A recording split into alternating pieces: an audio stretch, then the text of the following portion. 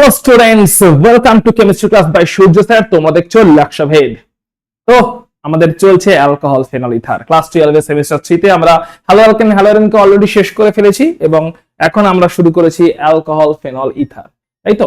তো অ্যালকোহলের already preparations আমরা তো করে ফেলেছি, আমরা রিঅ্যাকশনস গুলো দেখছি, পাশাপাশি সঙ্গে আজকে ফেনলের প্রিপারেশনস করব। তো অ্যালকোহল, ফেনল এবং ইথার এই তিনটে কম্পাউন্ডকে একই চ্যাপ্টারে কেন রাখা হয়েছে, আগের দিনে ক্লাসে আমরা ডিসকাস করেছি যে কেন এই তিনটে কম্পাউন্ডকে একই চ্যাপ্টারে রাখা হয়েছে। তার কারণ এই তিনটেই হচ্ছে অক্সিজেন যখন sp3 তে আছে, অক্সিজেন কোথায় আছে? অক্সিজেন আছে sp3 সংকরায়নে, এবং অক্সিজেন যখন sp3 হাইব্রিডাইজেশনে আছে তখন অক্সিজেনের সঙ্গে যদি H থাকে তাহলে হতে পারে অ্যালকোহল বা ফেনল, আর অক্সিজেনের সঙ্গে যদি দুদিকেই অ্যালকিল গ্রুপ থাকে তখন হতে পারে ইথার, তাই তো। তার মানে এগুলো হচ্ছে সবই অক্সিজেন sp3 তে থাকা অবস্থায় বিভিন্ন ফাংশনাল গ্রুপ। অক্সিজেন OH হিসেবে থাকলে সেটা হতে পারে অ্যালকোহল, অ্যালিফ্যাটিক মানে অ্যালকিল গ্রুপের সঙ্গে থাকলে, অথবা যদি অ্যারোমেটিক গ্রুপের সঙ্গে থাকে তখন হতে পারে সেটা ফেনল। আর কিন্তু যদি অক্সিজেনটা দুদিকেই দুটো অ্যালকিল গ্রুপ তখন ইথার।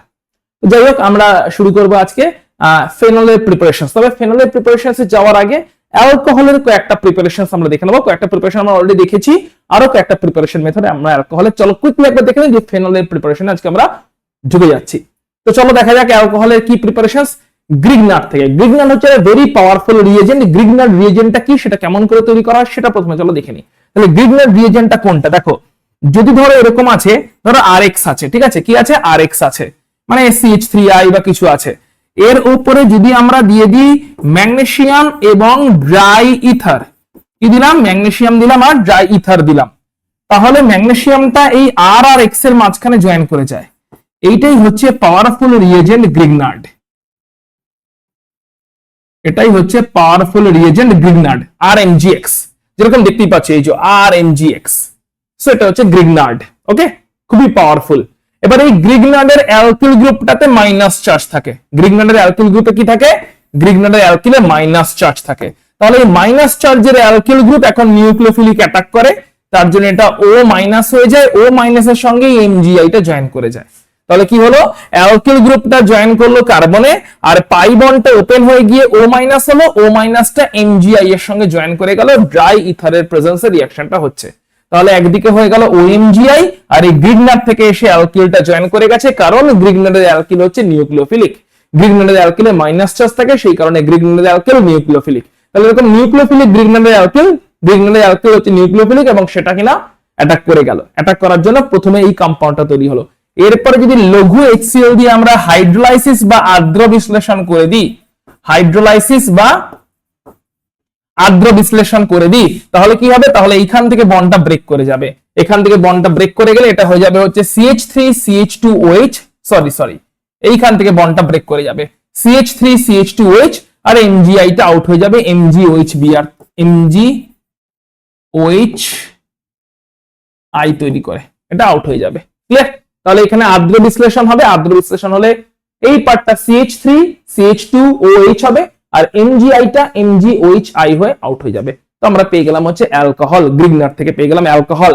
কেমন অ্যালকোহল পেয়েছি? 1 ডিগ্রি অ্যালকোহল পেয়েছি, কারণ আমরা এখানে ফর্মালডিহাইড নিয়েছিলাম। ফর্মালডিহাইড নেওয়ার জন্য আমরা এখানে পেয়ে গেছি 1 ডিগ্রি অ্যালকোহল। ঠিক আছে, চলো তাহলে এটা হচ্ছে আমাদের পেলাম হচ্ছে একটা 1 ডিগ্রি অ্যালকোহল পেয়ে গেলাম। তাহলে ফর্মালডিহাইডের উপরে যদি গ্রিগনার্ডের অ্যালকিল রিঅ্যাক্ট করে, কার উপরে? ফর্মালডিহাইড, তার উপরে ফর্মালডিহাইড, তার উপরে যদি গ্রিগনার্ডের অ্যালকিলটা রিঅ্যাক্ট করে, নিউক্লিওফিলিক অ্যাটাক করে, তাহলে আমরা পেয়ে যাবো 1 ডিগ্রি অ্যালকোহল। তাহলে 2 ডিগ্রি অ্যালকোহল কেমন করে পেতে পারবো? আমাকে নিতে হবে অ্যাসিটালডিহাইড। অ্যাসিটালডিহাইড নিয়েছি, একই রকম ভাবে গ্রিগনার্ডের অ্যালকিলটা হচ্ছে মাইনাস চার্জ, আছে nucleophilic. So alkyl group attack করেছে, এটা O মাইনাস হয়েছে, পাই বন্ডটা ওপেন হয়ে গিয়ে যেই O মাইনাস হয়েছে, O মাইনাসটা OMgI হয়ে গেল। ঠিক আছে, তাহলে এখানে এই কার্বনটাতে প্লাস চার্জ আছে আমরা জানি, কারণ অক্সিজেনটাও তো ইলেকট্রোনেগেটিভ, তাই না? তো এই কার্বনের ডেফিসিয়েন্সি আছে, প্লাস চার্জ আছে।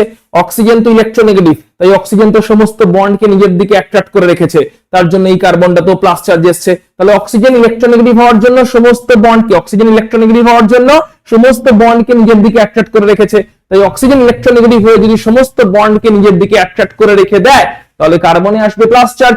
সেই প্লাস চার্জ কার্বনে গ্রিগনার্ডের অ্যালকিলে অ্যাটাক করে যাচ্ছে, কারণ গ্রিগনার্ডের অ্যালকিল হচ্ছে মাইনাস চার্জ, নিউক্লিওফিলিক। সেম জিনিস এখানেও হচ্ছে যে অক্সিজেন ইলেকট্রোনেগেটিভ তড়িৎ ঋণাত্মক, তার জন্য কার্বন থেকে সমস্ত বন্ডকে নিজের দিকে টেনে নিয়েছে। অক্সিজেন এসছে প্লাস চার্জ, কার্বন এসছে plus charge, electrophilic carbon, plus charge carbon, এরকম প্লাস চার্জ কার্বনে কি অ্যাটাক করে গেছে? গ্রিগনানের অ্যালকিল গ্রুপ, যে কিনা নিউক্লিওফিলিক, তাহলে গ্রিগনানের অ্যালকিল গ্রুপ নিউক্লিওফাইল অ্যাটাক করেছে, এটা O- হয়ে গেছে। O- টা MgI হয়ে গেছে, তাহলে O- টা MgI এর সঙ্গে জয়েন করে হয়ে গেছে OMgI। একটা অ্যালকিল তো ছিলই, এই গ্রিগনার থেকে আরেকটা অ্যালকিল জয়েন করে গেল, একটা অ্যালকিল তো ছিলই আর গ্রিগনার থেকে সেকেন্ড অ্যালকিল জয়েন করে গেল। এবারে কি করব? হাইড্রোলাইসিস বা আর্দ্র বিশ্লেষণ লঘু HCl দিয়ে, হাইড্রোলাইসিস বা আর্দ্র বিশ্লেষণ করব লঘু HCl দিয়ে। ওই O আর MgI এর মাঝের বন্ডটা ব্রেক করে যাবে, ওটা হয়ে যাবে OH, আর তৈরি হয়ে যাবে MgOHI। ঠিক আছে, এটা O ছিল, O আর MgI এর মাঝের বন্ড যদি ব্রেক করে যায় এখানে হয়ে যাবে OH, তৈরি হয়ে গেছে এটা 2 ডিগ্রি অ্যালকোহল। তাহলে বলো 3 ডিগ্রি অ্যালকোহল কেমন করে বানাবো? 3 ডিগ্রি অ্যালকোহল বানানোর জন্য এখন এটাকেও অ্যালকিল গ্রুপ করে দিতে হবে, মানে কিটোন নিতে হবে। চলো কিটোন নিয়ে দেখে নেওয়া যাক, তাহলে 3 ডিগ্রি অ্যালকোহল পেয়ে যাব। এখানে আরো একটা এক্সাম্পল দেওয়া আছে, দেখবে 3 ডিগ্রি অ্যালকোহলটা আমরা দেখতে চাই। এই যে কিটোন নিয়েছি, এখন দুটোই অ্যালকিল গ্রুপ আছে, কিটোন নিয়েছি, কিটোনেরও কার্বনটাতে প্লাস চার্জ আছে, কারণ অক্সিজেন তো ইলেকট্রোনেগেটিভ, সে তো সমস্ত বন্ডকে নিজের দিকে অ্যাট্রাক্ট করে রাখে, তার জন্য কার্বনে প্লাস চার্জ চলে আসে। গ্রিগনানের অ্যালকিল হচ্ছে তোমার নিউক্লিওফিলিক, ওখানে মাইনাস চার্জ আছে, তাহলে গ্রিগনানের যে অ্যালকিল সেটা তো নিউক্লিওফিলিক না, মাইনাস চার্জ আছে, সো মাইনাস চার্জ অ্যাটাক করলো, O- হয়ে গেল, O- টা MgI এর সঙ্গে চলে গেল, OMgI হয়ে গেল। তার মানে দুটো অ্যালকিল তো আগে থাকতেই ছিল, 3 নম্বর অ্যালকিলটা গ্রিগনার থেকে এসে জয়েন করে গেল। ওকে, এবারে আর্দ্র বিশ্লেষণ করে দেবো। লঘু HCl আছে, হাইড্রোলাইসিস করে দিলাম। লঘু HCl আছে, হাইড্রোলাইসিস করে দিলাম। লঘু HCl আছে এই অবস্থায় যদি হাইড্রোলাইসিস করে দিই, লঘু HCl আছে এই অবস্থায় যদি হাইড্রোলাইসিস করে দেওয়া হয়, তাহলে O আর MgI মাঝের বন্ড ব্রেক করবে, OH হয়ে যাবে, সঙ্গে MgOHI আউট হয়ে যাবে, MgOHI আউট হয়ে গেল। ঠিক আছে, তাহলে আমরা 3 ডিগ্রি অ্যালকোহল পেয়ে গেলাম। এখন তাহলে মনে রাখতে হবে 1 ডিগ্রি অ্যালকোহল পেতে গেলে আমাকে গ্রিগনারটা দিয়ে তো অ্যাটাক করাতে হবে, গ্রিগনারের অ্যালকিল গ্রুপ দিয়ে তো অ্যাটাক করাতে হবে। কার উপরে? ফর্মালডিহাইডের উপরে। 2 ডিগ্রি অ্যালকোহল পেতে গেলে অ্যাসিটালডিহাইডের উপরে, 3 ডিগ্রি অ্যালকোহল পেতে গেলে অ্যাসিটোন বা কিটোনের উপরে অ্যাটাক করাতে হবে, তাহলে কিন্তু আমরা করেসপন্ডিং অ্যালকোহলগুলো একে একে পেতে থাকবো from Grignard reagent. Very good, বেশ। ওকে, আচ্ছা,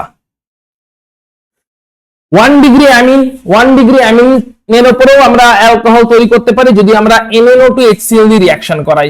NaNO2 এবং HCl দিলে ইন সিটুতে তৈরি হয়, মানে বিকারের মধ্যে, ইন সিটু মানে বিকারের মধ্যে HNO2 তৈরি হয়ে যায়। দেখে নেওয়া যাক রিঅ্যাকশনটা। NaNO2 এবং HCl বিকারের মধ্যে রিঅ্যাকশন করে তৈরি করে HNO2 আর NaCl। HNO2 আর NaCl, এই যে HNO2 তৈরি হলো বিকারের মধ্যে, ওই HNO2 সঙ্গে 1 ডিগ্রি অ্যামিনের যদি রিঅ্যাকশন হয়, তাহলে অ্যামিনের NH2 গ্রুপটা নাইট্রোজেন তৈরি করে বেরিয়ে যায়, সেখানে OH গ্রুপ জয়েন করে যায়। অ্যামিনের NH2 গ্রুপ যেটা ছিল, অ্যামিনের NH2 গ্রুপটা নাইট্রোজেন গ্যাস তৈরি করে বেরিয়ে যায় এবং ওখানে জয়েন করে যায় হচ্ছে OH গ্রুপ। ওকে, ক্লিয়ার? তাহলে মাথায় ঢুকে গেছে আশা করছি অ্যালকোহলের প্রিপারেশনস গুলো। আমরা এখন চলে যাব ফেনলের প্রিপারেশনে। তো চলো, ফেনলটা কি জিনিস? ফেনল হচ্ছে অ্যারোমেটিক রিং আছে, সঙ্গে ডাইরেক্টলি OH গ্রুপ অ্যাটাচ আছে ফেনলের অ্যারোমেটিক রিংটাতে। তো চলো আমরা দেখে নিই ফেনলের প্রিপারেশন গুলো। ফেনলের first method benzene sulphonic acid থেকে। তো এটা হচ্ছে বেনজিন সালফোনিক অ্যাসিড। এটা কি করে পাওয়া যায়? বেনজিনের উপরে যদি ধূমায়মান H2SO4, ধূমায়মান মানে একদম হচ্ছে ফিউমিং, ঠিক আছে, একদম ধোঁয়া উঠছে, ফিউমিং, ধোঁয়া উঠছে এরকম। সো বেনজিনের উপরে ধূমায়মান H2SO4 বা ফিউমিং H2SO4 দিলে SO3H গ্রুপটা বেনজিনে জয়েন করে ইলেকট্রোফিলিক সাবস্টিটিউশন রিঅ্যাকশনের মাধ্যমে। আমরা এটা আগেও পড়েছি, বেনজিনের প্রেজেন্সে যদি আমরা বেনজিনের সঙ্গে যদি আমরা কনসেন্ট্রেটেড সালফুরিক অ্যাসিড বা ফিউমিং সালফুরিক অ্যাসিডের রিঅ্যাকশন করাই, তাহলে একটা ইলেকট্রোফাইল তৈরি হয় SO3+। ওই ইলেকট্রোফাইলটা বেনজিন নিয়ে জয়েন করে যায়, ফাইনালি ওটা SO3H গ্রুপ হয়ে যায় এবং বেনজিন সালফোনিক অ্যাসিড তৈরি হয়। এবার এই বেনজিন সালফোনিক অ্যাসিড তৈরি হলো, এর উপরে এখন অ্যালকালি দেওয়া হলো, অ্যালকালি দেওয়াতে এই H+টা বেরিয়ে গেল এবং ওখানে Na+ ঢুকে গেল। অ্যালকালি দেওয়াতে এটা অ্যাসিড মানে H+ ছেড়ে দিতে পারবে, তো অ্যালকালি দেওয়াতে H+টা বেরিয়ে গেল এবং সেখানে ঢুকে গেল হচ্ছে Na+। তাহলে অ্যালকালি দেওয়ার সঙ্গে সঙ্গে H+ বেরিয়ে গেছে, কে ঢুকেছে? Na+ ঢুকে গেছে। এইটা হয়ে গেছে সল্ট, সোডিয়াম বেনজিন সালফোনেট। এর উপরে 2 মোল NaOH দিয়ে হাই টেম্পারেচারে যদি হিট করা হয় তাহলে এখান থেকে সোডিয়াম সালফেট বেরিয়ে যায় এবং এই SO3Na গ্রুপটা ONa গ্রুপে কনভার্ট হয়ে যায়। 2 মোল NaOH দিয়ে যদি হাই টেম্পারেচারে হিট করা হয় তাহলে সোডিয়াম সালফাইড Na2SO3 এই পোরশনটা এবং সঙ্গে একটা ওয়াটার মলিকিউল এলিমিনেট হয়ে যায়, তার ফলে এই SO3Na গ্রুপটা ONa গ্রুপ হয়ে যায়। এবারে কি করব, সিম্পল অ্যাসিডিফিকেশন করে নেব, একটুখানি অ্যাসিড দেবো, ONaটা আবার OH হয়ে যাবে। তাহলে লঘু HCl দিয়েছি, একটুখানি অ্যাসিড দিয়েছি, একটুখানি অ্যাসিড দেওয়াতে ONaটা OH হয়ে গেছে, আমাদের ফেনল হয়ে গেছে। তাহলে বেনজিনে কি করলাম, বেনজিনে করেছি সালফোনেশন, SO3H গ্রুপটাকে জয়েন করে দিয়েছি ধূমায়মান সালফুরিক অ্যাসিড বা ফিউমিং সালফুরিক অ্যাসিড দিয়ে রিঅ্যাকশন করিয়ে। SO3H গ্রুপ জয়েন করানোর পরে ওটাকে SO3Na তৈরি করেছি, NaOH দিয়ে রিঅ্যাকশন করি, অ্যাসিড বেস রিঅ্যাকশন। তারপরে সেখানে কি করেছি, 2 মোল NaOH দিয়ে হাই টেম্পারেচার হিট করেছি, সোডিয়াম সালফেট এবং ওয়াটার বেরিয়ে গেছে এবং SO3Na গ্রুপটা ONa হয়ে গেছে। তারপরে অ্যাসিডিফিকেশন করেছি ডাইলিউট অ্যাসিড দিয়ে, তাতে ONaটা OH হয়ে গেছে, আমরা ফেনল পেয়ে গেছি। খুবই easy preparation method benzene sulphonic acid থেকে। নেক্সট মেথড ডায়াজোনিয়াম সল্ট থেকে, এটা তো আমরা হ্যালো অ্যারিনেও পড়েছিলাম যে অ্যানিলিন তার উপরে যদি আমরা NaO2HCl দিয়ে দিই বা NaO2H2SO4 দিয়ে দিই তাহলে এখানে ইন সিটুতে তৈরি হবে HNO2 এবং এই ইন সিটুতে তৈরি হওয়া HNO2 এই অ্যানিলিনকে কনভার্ট করে দেবে বেনজিন ডায়াজোনিয়াম ক্লোরাইডে N2+ HSO4-। এখানে তো Cl- হবে না কারণ সালফিউরিক অ্যাসিড নেওয়া আছে, তো N2+ HSO4-। এর উপরে যদি লঘু H2SO4 দিয়ে হিট করা হয় তাহলে এখান থেকে নাইট্রোজেন গ্যাস বেরিয়ে যায় এবং OH গ্রুপে কনভার্ট হয়ে যায়। এটা তো আমরা হ্যালো অ্যালকেন হ্যালো অ্যারিন করার সময় দেখবে একটা স্পাইডার ওয়েব বানিয়েছিলাম। Haloalkane haloarene, basically হ্যালো অ্যারিনের প্রিপারেশনে যেখানে স্যান্ডম্যান রিঅ্যাকশন গাটারম্যান করেছিলাম ওইখানে একটা স্পাইডার ওয়েব বানিয়েছিলাম, মনে আছে আশা করছি। ওই স্পাইডার ওয়েবে কিন্তু এই রিঅ্যাকশনটাও লেখা ছিল যে অ্যানিলিনকে কনভার্ট করে দাও বেনজিন ডায়াজোনিয়াম সল্টে, সেটা NaO2HCl দিয়ে করো, NaO2H2SO4 দিয়ে করো, যা ইচ্ছা করো।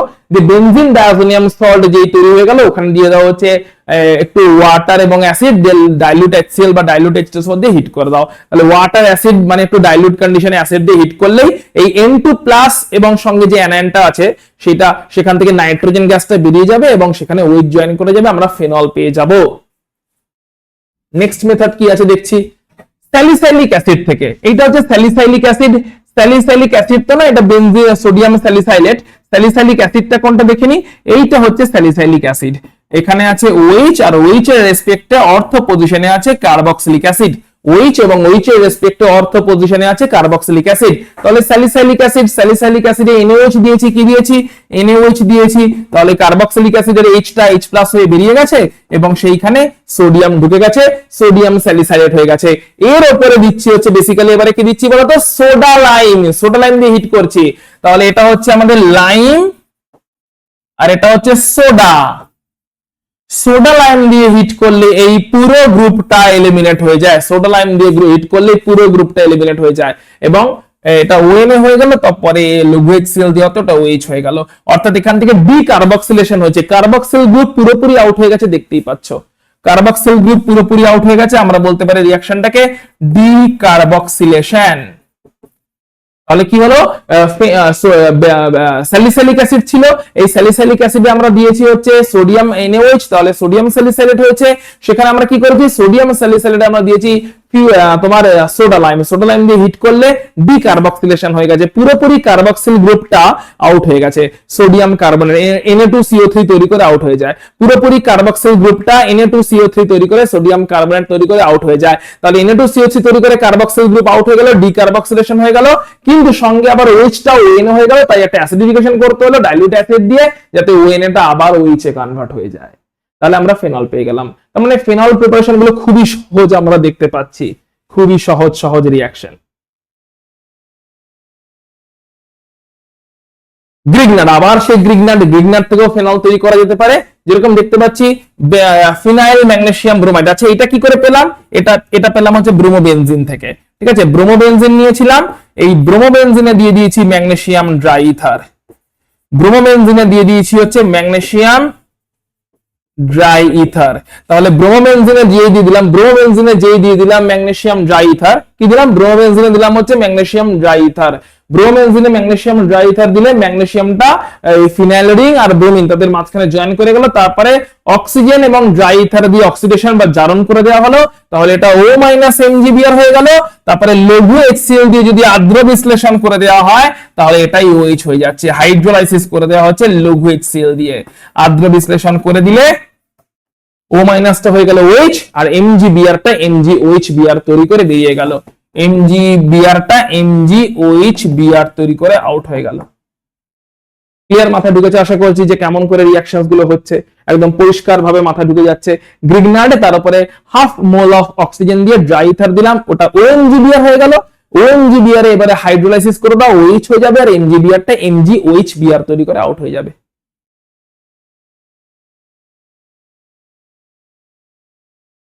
চলে আসছি এবার আমরা ফিজিক্যাল প্রপার্টিতে। বাহ, ফিনল শেষ হয়ে গেল। ওয়াও, ফিনল শেষ হয়ে গেছে, ফিনলটা শেষ হয়ে গেছে। মানে ফিনলের প্রিপারেশন তো বেশি ছিল না, মানে এত তাড়াতাড়ি শেষ হয়ে যাবে বুঝতে পারিনি, মানে ফিনলটা শেষ হয়ে গেছে। কমেন্ট করে জানাও এই অবস্থায় অ্যালকোহল এবং ফিনলের প্রিপারেশনটা তোমাদের কাছে পুরোপুরি ক্লিয়ার কিনা। আমরা এখন চলে যাব হচ্ছে এদের ফিজিক্যাল প্রপার্টি গুলোতে। তো কিছু কিছু ফিজিক্যাল প্রপার্টি আছে অ্যালকোহল এবং ফিনলের, সেগুলো চলো আমরা একে একে চেক করে নিই। তবে চেক করার আগে এক্ষুনি আমরা দেখে নিই যে প্রথমে আমরা অ্যালকোহলটাকে দেখবো, তারপর আমরা ফিনলটাকে দেখবো, একই রকম। অ্যালকোহলের ভৌত ধর্ম কি বলছে চলো দেখা যাক। ভৌত ধর্মের মধ্যে আমরা প্রথম দেখি হচ্ছে দ্রব্যতা। সো অ্যালকোহলের মধ্যে আমরা জানি অ্যালকোহল গুলোকে দেখো, এটা একটা অ্যালকোহল ইথানল দেখতেই পাচ্ছ। এই অ্যালকোহলটাতে আছে OH গ্রুপ, আর OH গ্রুপের হাইড্রোজেনটা হচ্ছে ইলেকট্রন ডেফিসিয়েন্ট, তাই না? এখানে ইলেকট্রন কম আছে, ইলেকট্রনের ঘাটতি আছে। আর অক্সিজেনটা হচ্ছে ইলেকট্রন রিচ, এখানে ইলেকট্রনের আধিক্য আছে, ইলেকট্রন বেশি বেশি আছে। স্ট্রাকচার থেকেই বুঝতে পারা যাচ্ছে কেন আছে সেটা একবার দেখে নিই আমরা। এই অ্যালকোহল, তো এই তো আমাদের অ্যালকোহল। অ্যালকোহলের অক্সিজেনটা কেমন? অক্সিজেনটা হচ্ছে তড়িৎ ঋণাত্মক বা ইলেকট্রোনেগেটিভ,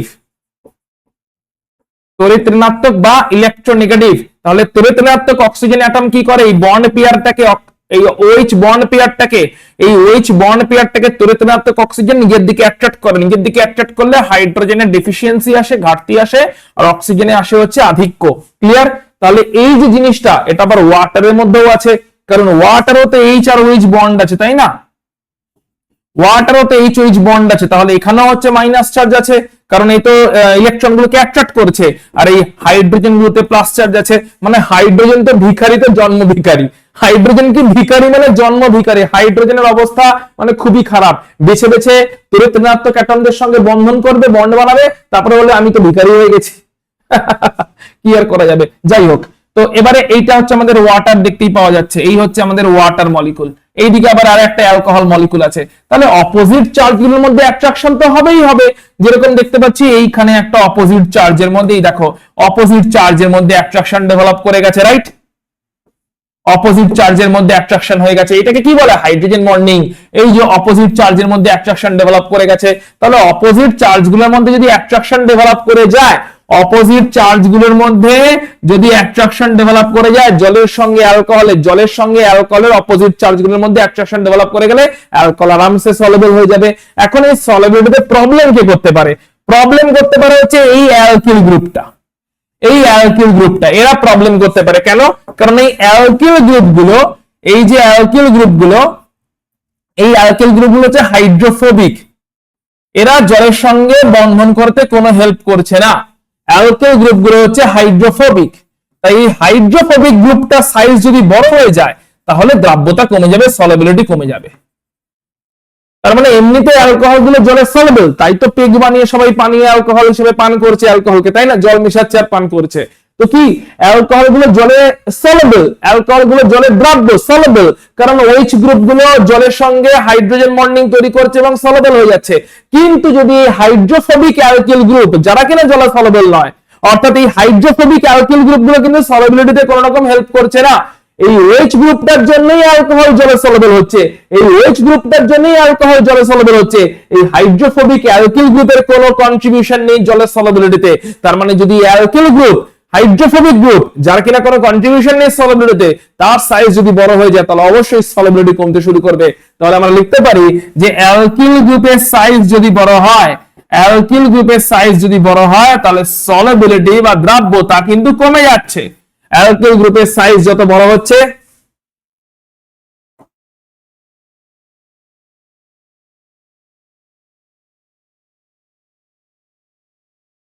অ্যালকিল গ্রুপের সাইজ যত বড় হচ্ছে তত হচ্ছে সলিবিলিটি বা দ্রাব্যতা জলে কিন্তু কমে যাচ্ছে, এটা মাথায় রাখতে হবে। ওকে, বেশ।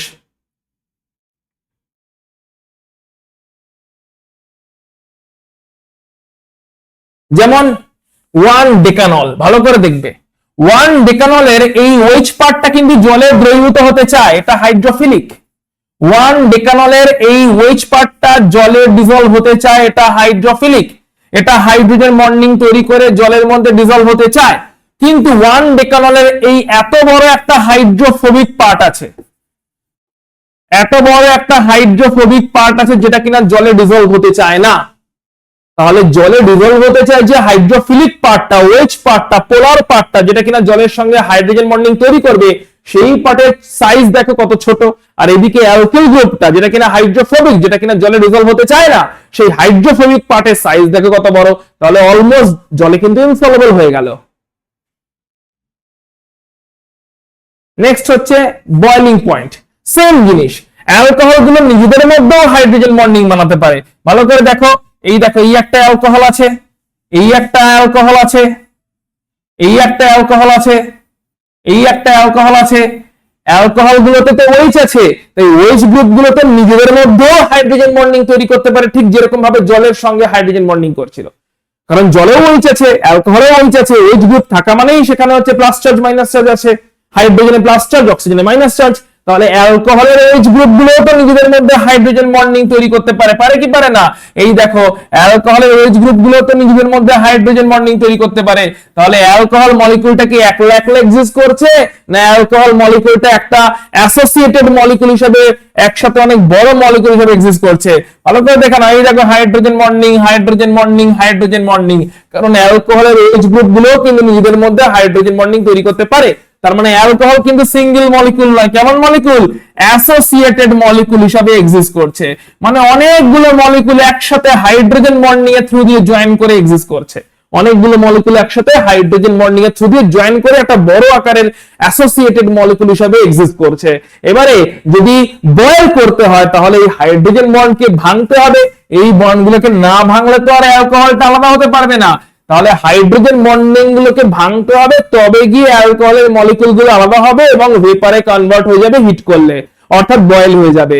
তার মানে এই হাইড্রোজেন বন্ড, এত এত হাইড্রোজেন বন্ড ভাঙতে শক্তি বেশি লাগবে, তাপ শক্তি বেশি লাগবে, হিট এনার্জি বেশি লাগবে। তার মানে অবভিয়াসলি অ্যালকোহল গুলোতে কি হবে? হাই বয়েলিং পয়েন্ট দেখতে পাওয়া যাবে। অর্থাৎ একদম লো বয়েলিং পয়েন্ট নয়, অ্যালকোহল গুলোর মধ্যে মোটামুটি একটা হাই বয়েলিং পয়েন্ট দেখতে পাওয়া যাবে। কারণ এই হাইড্রোজেন বন্ডিং গুলো ভাঙলে তবে গিয়ে অ্যালকোহল গুলো ভেপারে যেতে পারবে ইন্ডিভিজুয়াল মলিকিউল হিসেবে, এবং যদি সেটা যেতে পারে তাহলে অ্যালকোহল গুলো বয়েল হবে আমরা বলতে পারবো। তার মানে অ্যালকোহল গুলো আমরা ক্লিয়ারলি এখান থেকে দেখতে পেলাম যে এদের কিন্তু বয়েলিং পয়েন্টটা রিলেটিভলি হাই থাকছে। ক্লিয়ার? বলো পুরোপুরি ক্লিয়ার কিনা? আশা করি তাহলে মাথায় ঢুকে গেছে। আচ্ছা, তাহলে দেখে নেওয়া যাক, এটা কম্পারিজন স্টাডি আছে, দেখো এটা দেখে নেওয়া যাক।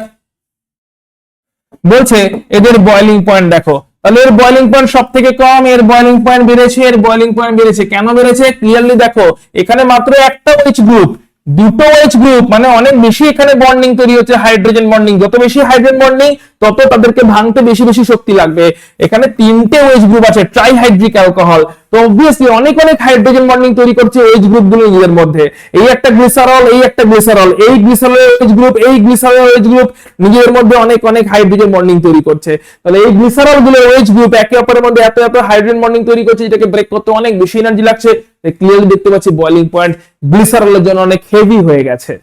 আশা করছি তোমাদের মাথায় ঢুকে গেছে কেমন করে জিনিসটা চলছে। আমরা দেখে নেবো এবার ফেনলের সলিবিলিটি কেমন হবে, নিজেরাই বলো।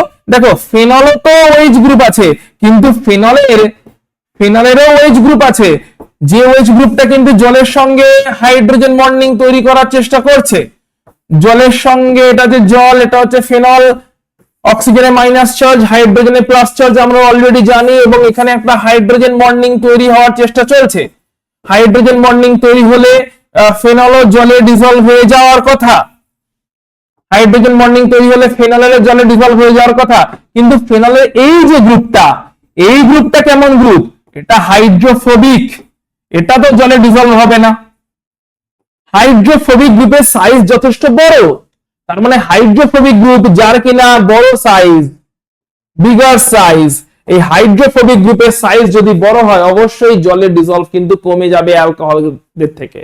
একটু আগে আমরা তার রিজনটা দেখেছি, সাইজ বড় হলে সলিবিলিটি অ্যালকোহলদের থেকে তো কমে যাবে, কারণ অ্যালকোহলদের যে অ্যালকিল গ্রুপটা আর এই ফেনলের যে অ্যারাইল গ্রুপটা, অবভিয়াসলি অ্যারাইল গ্রুপের সাইজ অনেক বড়। অ্যালকোহলের তোমার অ্যালকিল গ্রুপ আর ফেনলের অ্যারাইল গ্রুপের মধ্যে ফেনলের অ্যারাইল গ্রুপের সাইজ অনেক বড় হওয়ার কারণে এখানে কিন্তু সলিবিলিটি কিন্তু অনেকটাই কমে যাচ্ছে। আর সলিবিলিটি কমে যাওয়া মানে এটা কি, সলিবিলিটি কমে যাওয়া মানে অ্যালকোহল থেকে সলিবিলিটি কিন্তু কমে যাচ্ছে। তাহলে ফেনলের পয়েন্টটা আমরা এখান থেকে বুঝে নিলাম কেমন করে চলছে। ফেনলের বয়লিং পয়েন্ট কেমন করে হবে দেখো, ফেনলের বয়লিং পয়েন্ট এখানেও কিন্তু হাইড্রোজেন বন্ডিং নিশ্চয়ই তুমি ফিল করতে পেরেছো।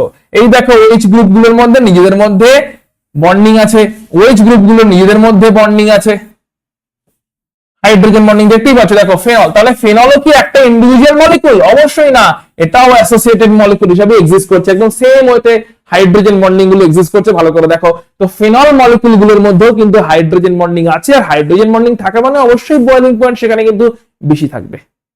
তাহলে আমরা অ্যালকোহল ফেনলের প্রিপারেশন পুরোপুরি শেষ, সঙ্গে ফিজিক্যাল প্রপার্টি পুরোপুরি শেষ, অ্যালকোহলের রিঅ্যাকশনস গুলো অলরেডি দেখেছো নিশ্চয়ই। তার মানে আমাদের কিন্তু অনেকটা রিঅ্যাকশনস, অনেকগুলো চ্যাপ্টার, অনেকটা পোরশন এগিয়ে গেল। আমরা এরপরে ফেনলের রিঅ্যাকশনস দিয়ে শুরু করব, ঠিক আছে? অ্যালকোহলের ফিজিক্যাল প্রপার্টি, অ্যালকোহলের প্রিপারেশন শেষ, ফেনলের প্রিপারেশন শেষ, অ্যালকোহলের ফিজিক্যাল প্রপার্টি, ফেনলের ফিজিক্যাল প্রপার্টি, তাদের মধ্যে কম্পারিজন স্টাডি শেষ। আমরা অ্যালকোহলের রিঅ্যাকশনস এর অনেক রিঅ্যাকশনস অলরেডি হয়ে গেছে, আমরা এবারে ফেনলের রিঅ্যাকশনস গুলো নিয়ে তোমাদের সঙ্গে ক্লাসে দেখা হচ্ছে। দেখো অল্প অল্প করে ক্লাস কিন্তু বিশাল বড় নয়, বিশাল কিছু বোঝার নেই, কিন্তু পুরোপুরি হাইলি কনসেপচুয়াল। যখন তোমার কাছে কনসেপ্ট ক্লিয়ার হয়ে যাবে দেখবেন নিজেই ফটাফট নামাচ্ছে, মানে একটার সঙ্গে একটাকে ট্যালি করে এইভাবে বাড়িতে পড়াশোনা প্র্যাকটিস করো যে অ্যালকোহলের জন্য যে কনসেপ্ট শিখলাম সেই কনসেপ্ট যেন ফেনলের জন্য অ্যাপ্লাই করতে পারো। যেমন এক্ষুনি হাইড্রোজেন বন্ডিং থাকলে শিখলে একটা কনসেপ্ট যে দ্রাব্য হয়, সলেবল হয়, তাহলে ফেনলের জন্য সেই কনসেপ্টকে অ্যাপ্লাই করতে হবে। এইভাবে কনসেপ্টকে, একই কনসেপ্টকে অনেক জায়গায় অ্যাপ্লাই করে করে পড়তে হবে, না হলে কি হবে, না হলে মনে হবে যে অ্যালকোহলও পড়লাম আলাদা করে, ফেনলও পড়লাম আলাদা করে, ওদের মধ্যে কোনো মিল আছে কিনা, ওদের মধ্যে কোনো কমন পয়েন্ট আছে কিনা, কমন কোনো ফ্যাক্টর আছে কিনা বুঝলাম না, তাহলে মুখস্থর পর মুখস্থ হবে, কেমিস্ট্রি বোরিং হয়ে যাবে, কেমিস্ট্রি রসটাই তো পাবে না। তাহলে দেখা হচ্ছে তোমার সঙ্গে পরের ক্লাসে, ততক্ষণ পর্যন্ত take care and tata, bye by.